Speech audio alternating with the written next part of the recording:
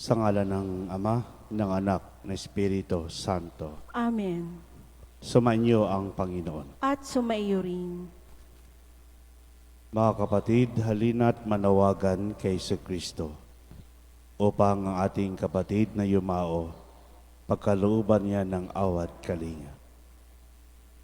Panginoon Kristo, sa paghain mo sa iyong buhay para sa lahat, ipinamalas mo ang pagmamalasakit at paglingap. Panginoon, kaawaan mo kami. Panginoon, kaawaan mo kami. Panginoon Kristo, sa iyong pagkahimlay sa kamatayan, nakiisa ka sa aming abang kalagayan. Kristo, kaawaan mo kami. Kristo, kaawaan mo kami. Panginoon Kristo, sa iyong muling pagkabuhay, pinatatag mo ang aming pananampalataya sa walang hanggang buhay sa kabila. Panginoon, kaawaan mo kami. Panginoon, kaawaan mo kami. Kaawaan nawa ng Panginoon Kristo ang ating mga kapatid na yumao, patawarin ang kanilang mga kasalanan, patnubayan sila sa buhay na walang hanggan. Amen. Manalangin tayo. Ama naming makapangyarihan, Ika'y mawain at magpatawad kailanman. Kami lumuluhog para sa aming mga kapatid na tinawag upang iyong makapiling. Pakundangan sa kanyang pag-asa at pananampalataya. May hatid nawa sila sa kanilang talagang bayan at magkamit ng ligayang magpakailanman. Amen. Sa pamagitan ng Kristo kasama ng Espiritu Santo, magpasawalang hanggan. Amen.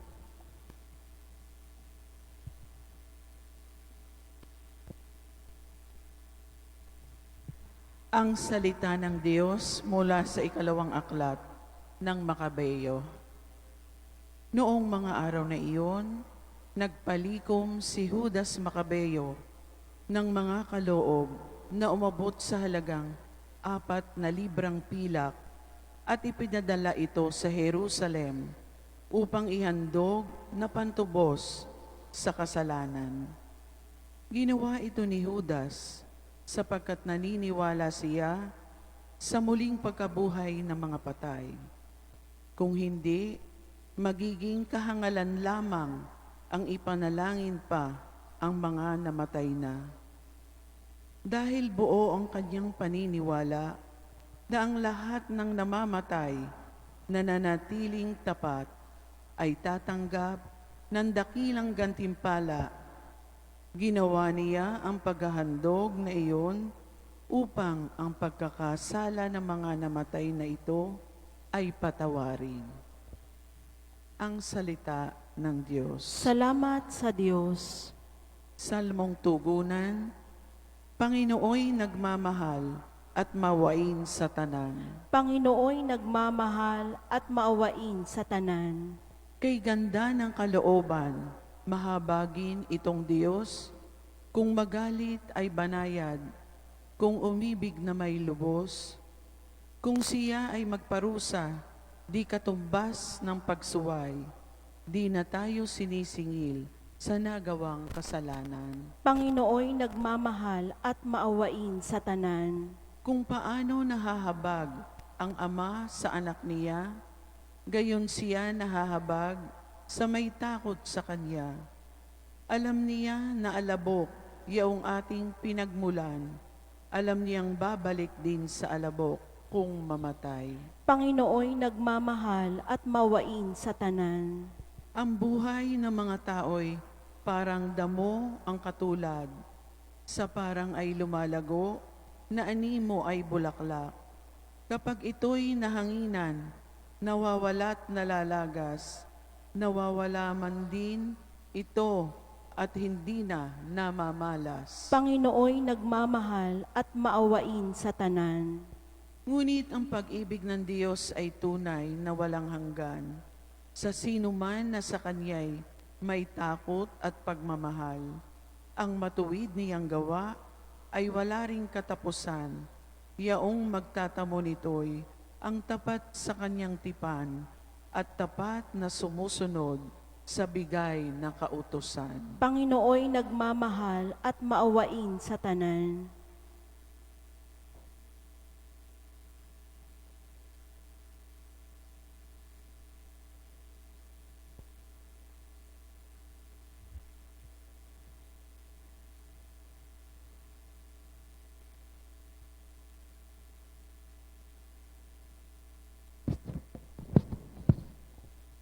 Ang salita ng Diyos mula sa sulat ni Apostol San Pablo sa mga taga-Roma. Mga kapatid, kung ang Diyos ay panig sa atin, sino ang laban sa atin? Hindi niya ipinagkait ang sarili niyang anak, kundi ibinigay para sa ating lahat. Kung naipagkaloob niya sa atin ang kanyang anak, hindi ba niya ipagkakaloob sa atin ang lahat ng bagay kasama ng kanyang anak? Sino ang maghaharap ng sakdal laban sa mga hinirang ng Diyos? Gayon din ang kaparusahan. Si Kristo Jesus bang nasa kanan ng Diyos? Siya ba ang namatay muling binuhay at ngayoy namamagitan para sa atin? Sino ang makapaghihiwalay sa atin sa pagmamahal ni Kristo? Ang paghihirap ba? Ang kapaghatian? Ang pag-uusig? Ang gutom? Ang kahubaran? Ang panganib? O ang tabak? Hindi ba? Ang lahat ng ito'y kayang-kaya nating pagtagumpayan sa pamamagitan niya na nagmamahal sa atin, sapagkat natitiyak kong ang kamatayan, ang buhay, ang mga anghel, ang mga pamunuan, ang mga bagay na kasalukuyan, ang mga bagay na darating, ang mga kapangyarihan, ang kataasan, ang kalaliman, o ang alinmang nilalang, ay hindi makapaghihiwalay sa atin sa pag-ibig ng Diyos. Pag-ibig na ipadadama niya sa atin sa pamamagitan ni Kristo Jesus na ating Panginoon. Ang salita ng Diyos. Salamat sa Diyos.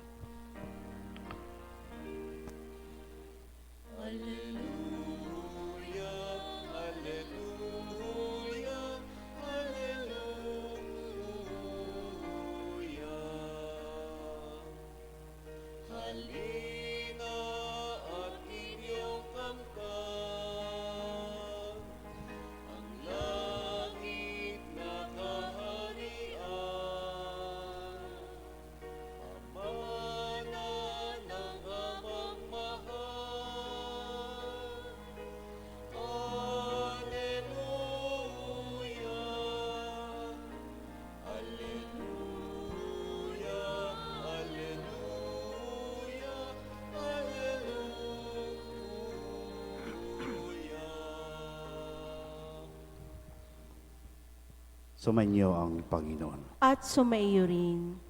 Ang mabuting balita ng Panginoon ayon kay San Juan. Papuri sa iyo, Panginoon.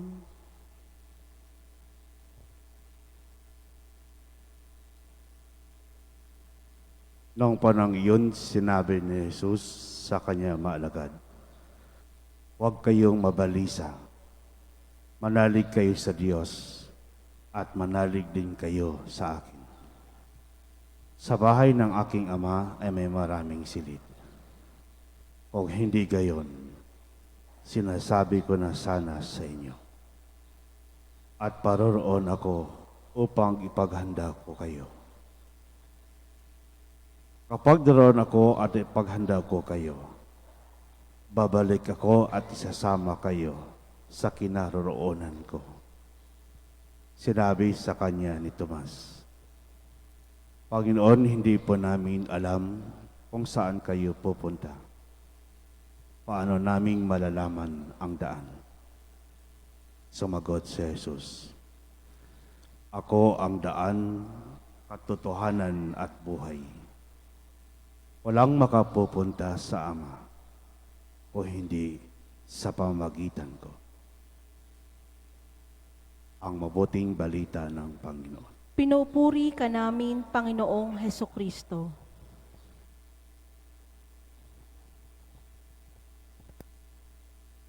Magandang umaga po sa lahat.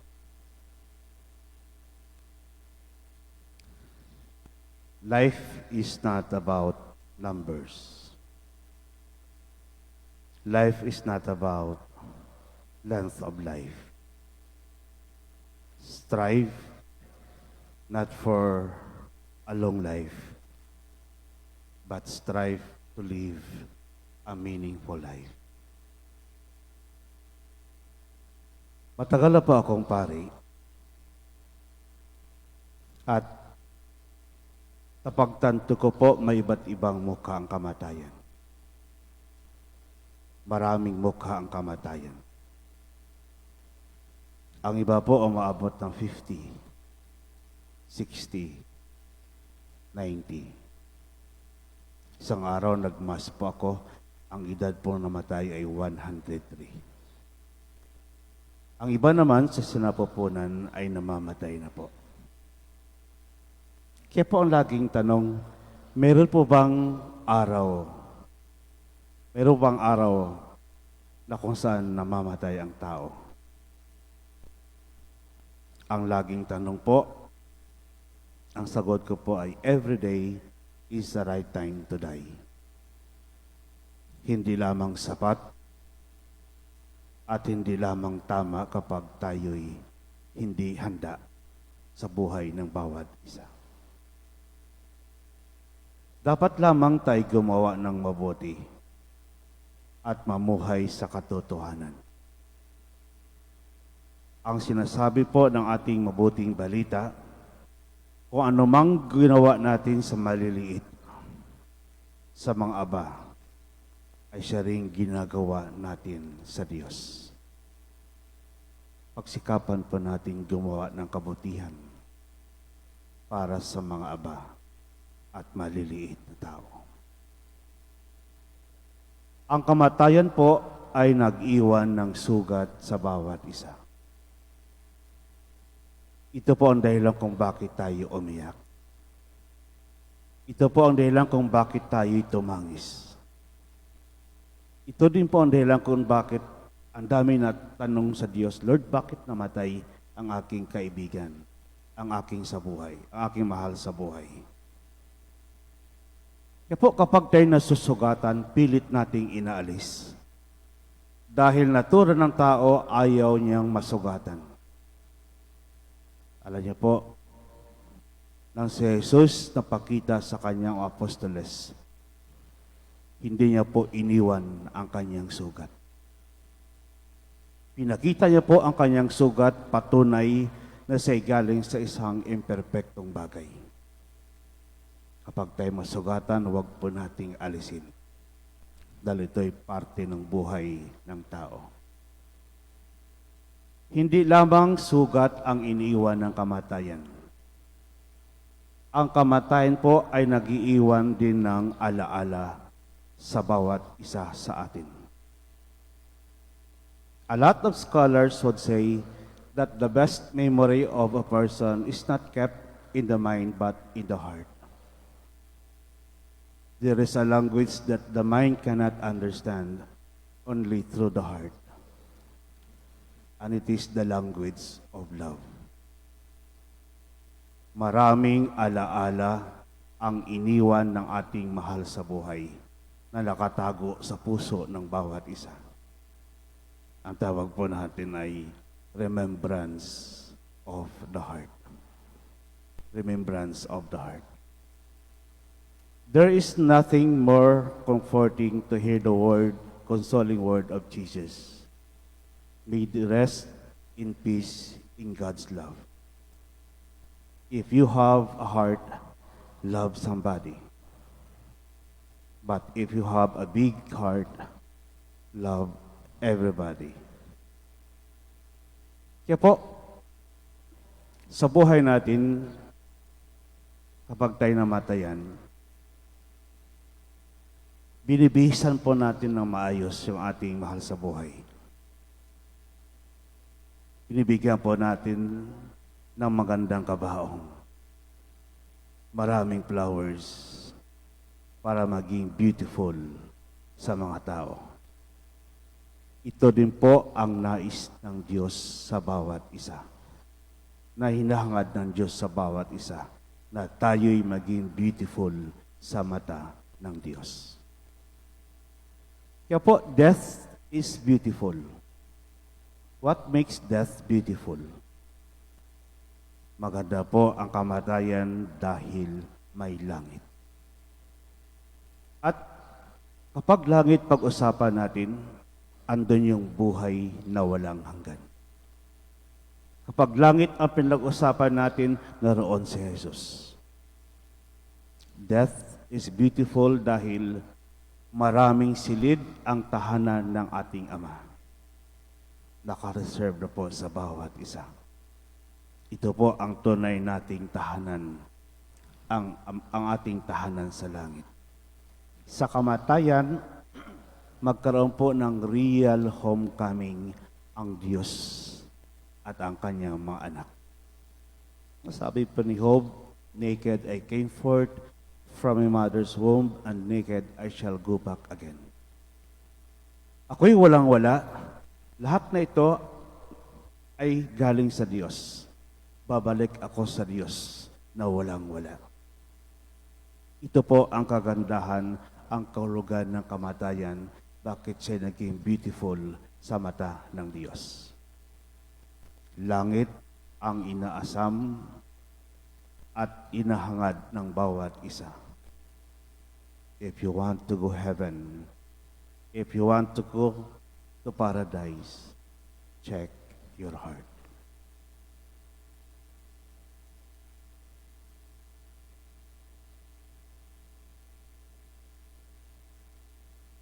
Mga kapatid, halina't manalangin ng buong pananalig sa Diyos, Amang makapangyarihan. Binuhay niyang muli ang anak niyang si Kristo upang maging pagkabuhay sa lahat ng tao. Ang ating pong itutugon, Amang makapangyarihan, kami iyong kaawaan. Amang makapangyarihan, kami iyong kaawaan.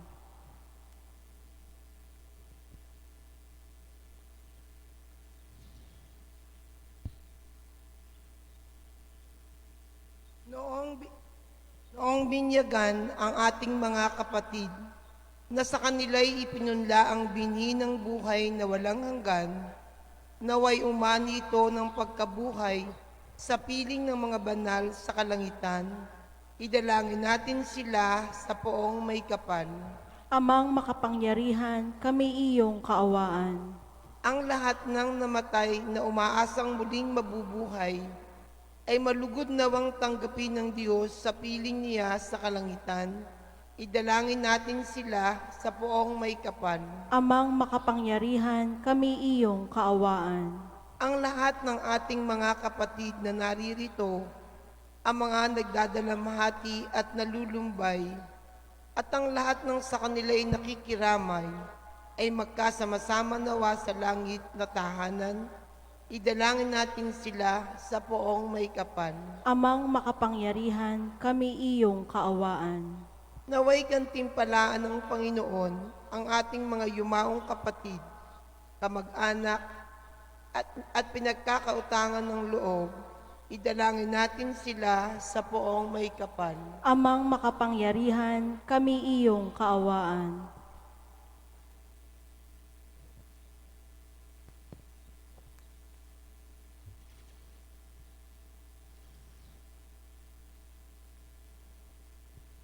Ama naming mapagkalinga, ipagkaloob mo sa lahat na makipagkaisa kay Kristo ang muling pagkabuhay sa piling mo, kasama na iyong anak at ng Espiritu Santo, magpasawalang hanggan. Amen.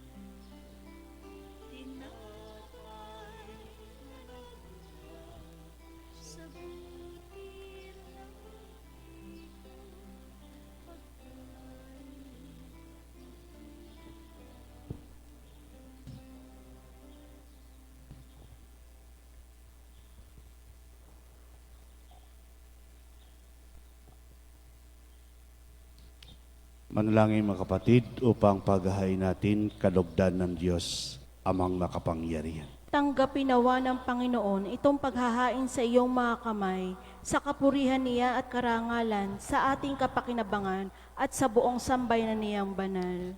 Ama naming lumikha sa aming paghahain ngayon para sa aming mga kapatid, iniluhog namin kanya nawang makaharap sa paghukom ang iyong mawaing anak, na siyang lilitis na may habag pakundangan sa pananalig na matapat.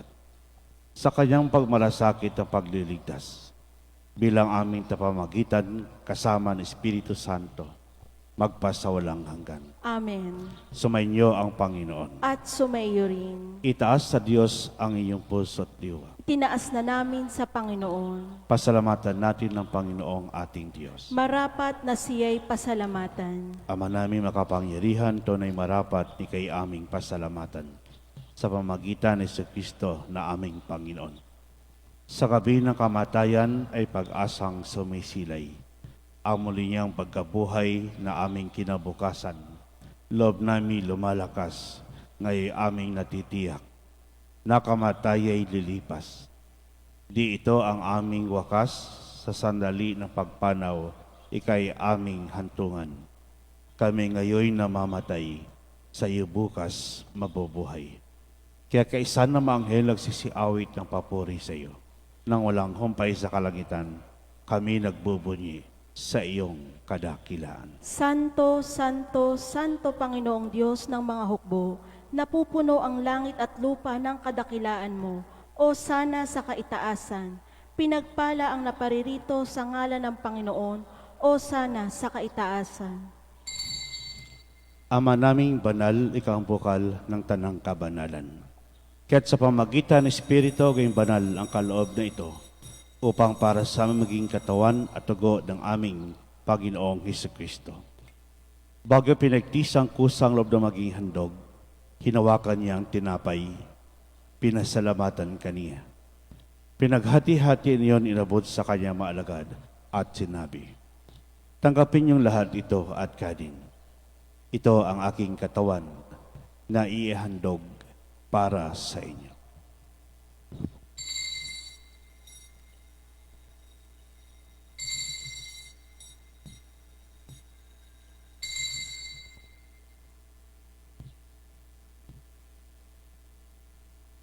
Ganyan din naman na matapos ang hapunan, hinawakan niyang kalis, muli kang pinasalamatan. Inabot niyang kalis sa kanya maalagad at sinabi, tanggapin niyong lahat ito at inumin. Ito ang kalis ng aking dugo, ng bagot tulang hanggang tipan. Ang aking dugo na ibubuhos para sa inyo at para sa lahat, sa ipagpapatawad ng mga kasalanan. Gawin niyo ito sa pag-alaala sa akin.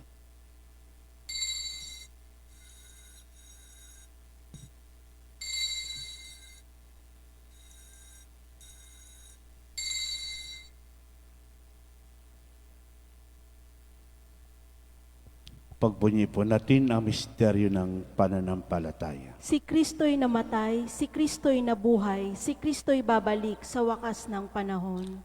Ama, ginagawa namin ngayon pag-aalala sa pagkamatay at muling pagkabuhay ng iyong anak. Kaya't inaalay namin sa iyo ang tinapay nagbibigay buhay at ang kalis nagkakalob ng kaligtasan. Kami nagpapasalamat dahil kami iyong minarapat na tumayo sa harap mo para maglingkod sa iyo. Isinasamo namin kami magsalo-salo sa katawan at tugo ni Kristo ay mabuklod sa pagkakaisa sa pamagitan ng Espiritu Santo. Aba, ligapin mo simbahang laganap sa buong daigdig. Puspusin mo kami sa pag-ibig kaisa ni Francisco na Papa, ni Gilbert naming Obispo at ng Tanang Kaparian. Alalahanin mo rin kapatid namin na Imlay na may pag-asang sila'y muling mabubuhay.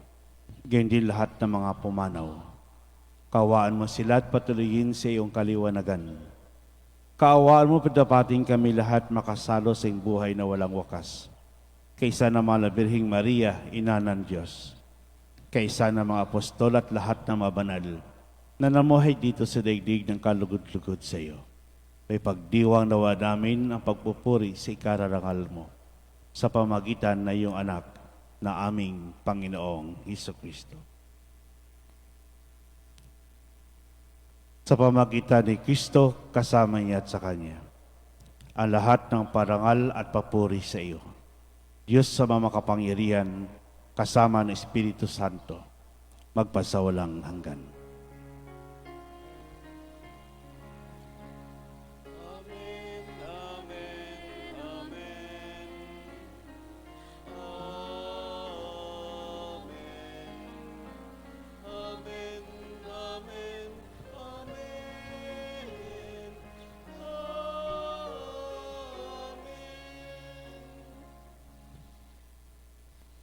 Sa tukubilin nakagaling na utos at toro ni Jesus na Panginoon natin na Diyos, ipahayag po natin ng lakas loob. Ama namin, sumasalangit ka, sambahin ang ngalan mo,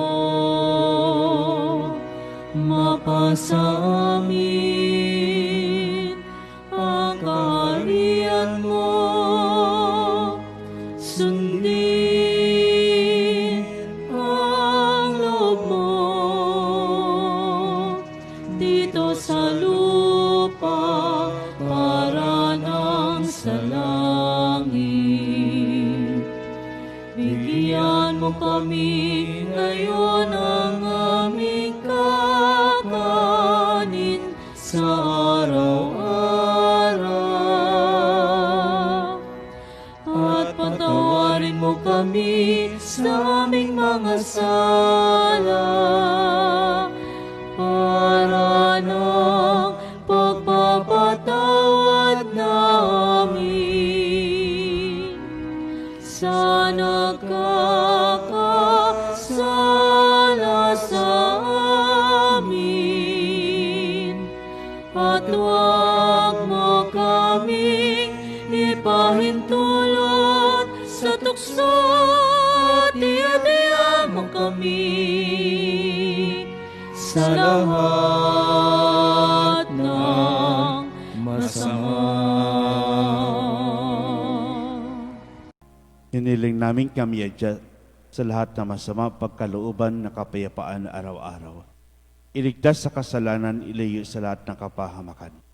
Samantalang aming pinalabikan dakilang araw ng pagpapahayag ng tagapagligtas naming si Hesus Kristo. Sapagkat iyo ang kaharian at ang kapangyarihan at ang kapurihan magpakailanman. Amen. Panginoon si Kristo, sinabi mo sa iyong apostol, kapayapaan ang iniiwan ko sa inyo.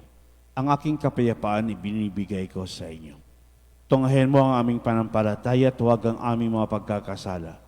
Pagkalooban mo kami ng kapayapaan at pagkakaisa, ayon sa kalooban kasama ng Espiritu Santo, magpasawalang hanggan. Amen. Ang kapayapaan ng Panginoon ay laging sumainyo. At sumayo rin. Magbigay po tayo ng kapayapaan sa isa't isa. Kordero ng Diyos na nag-aalis ng mga kasalanan ng sanlibutan, maawa ka sa amin.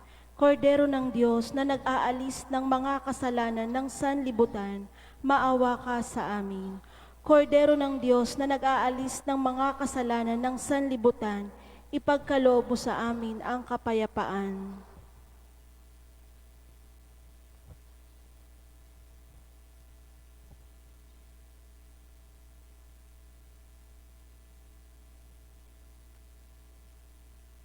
Mga kapatid, ito ang kordero ng Diyos, ito nag-aalis ng mga kasalanan ng sanlibutan. Mapalad mainihan sa kanyang piging. Panginoon, hindi ako karapat-dapat na magpatuloy sa iyo, ngunit sa isang salita mo lamang ay gagaling na ako.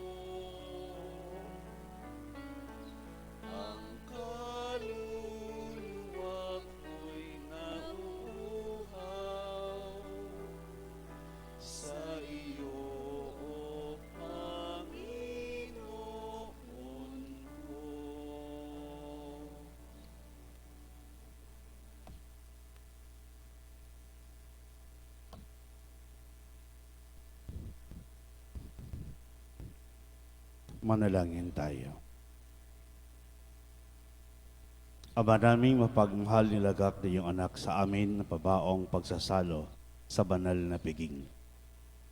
Ipagalubong aming mga kapatid ay baka pakinabang sa pagdi Kristo sa kabilang buhay. Sa pamagitan na rin anak mong mahal, kasama ng Espiritu Santo, magpasawalang hanggan. Amen.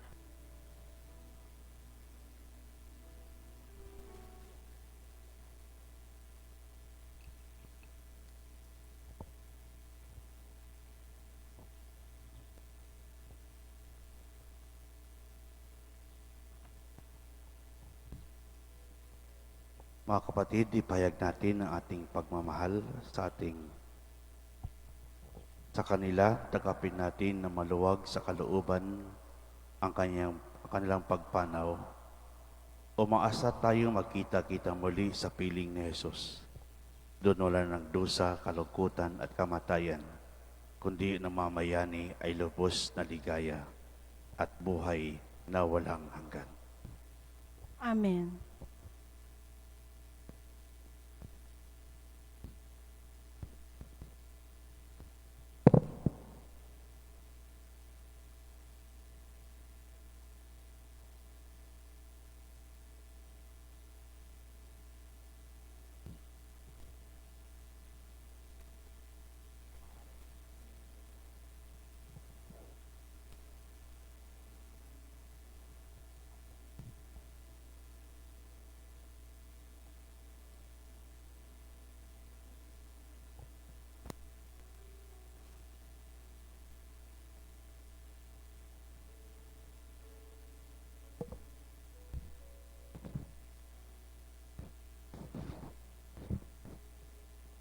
Manghel, mga banal, tanang nasa kalangitan, hali kayo at samahan.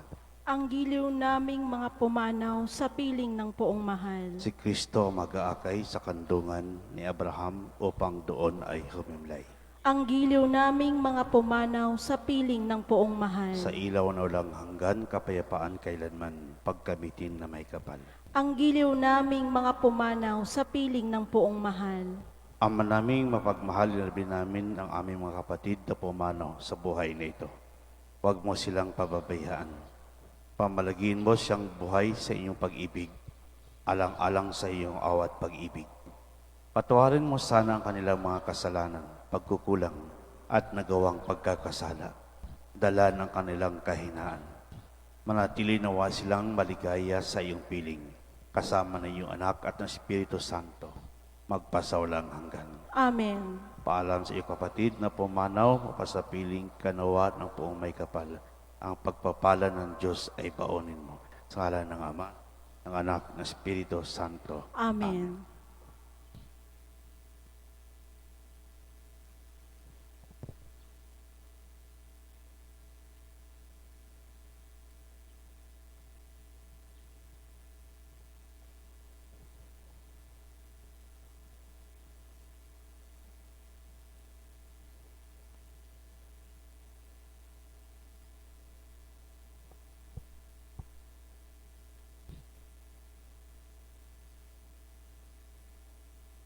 Sa paraiso, makita-kita muli tayo, samahan ka ng mga santo.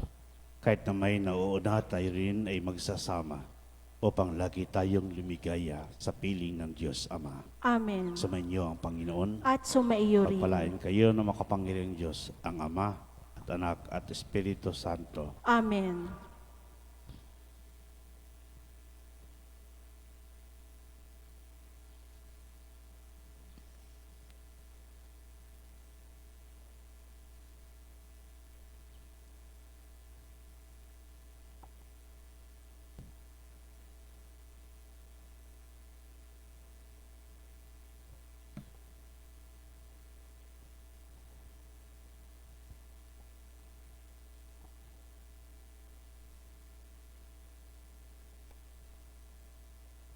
Umaygay kapayapaan, taglay ang kapayapaan at pag-ibig ng Diyos Ama. Salamat sa Diyos.